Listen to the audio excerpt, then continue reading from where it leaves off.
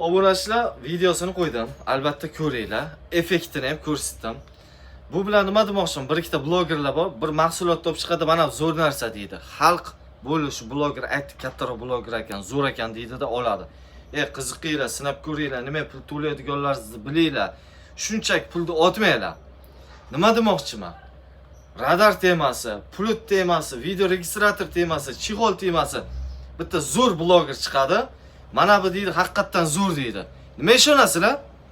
Men shaxsan ham shunaqa bo'lishni xohlayman. Shu bitta mahsulotni olib chiqib, mana bu zo'r latta desam, parlab sotib ketishni men ham xohlayman. Lekin buni zo'rligini oldin xalqqa isbotlab berish kerak bo'ladi. Xuddi mana bundaqa qilib. Keyin uni xalq xohlasin, olsin, xohlamasin, olmasin. Bu gap bilan nima demoqchiman? Bir xilcha radar bor. Bitta katta bloger zo'r deb chiqadi faqat. Zo'rligini jahlim chiqadi.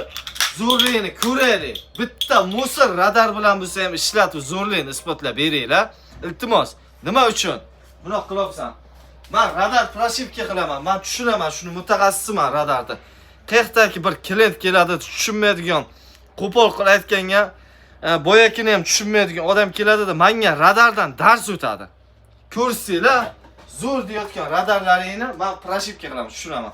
O'shani ko'rsanglar, mana haqiqatdan mana bu radar, mana bu radardan zo'r, mana bu pult, mana pultdan zo'r, mana bu chexol, mana bu chexoldan zo'r deb farqini ko'rsanglar. Shuncha gapirmanglar, klientlar kelib meni boshimni og'ritmasin.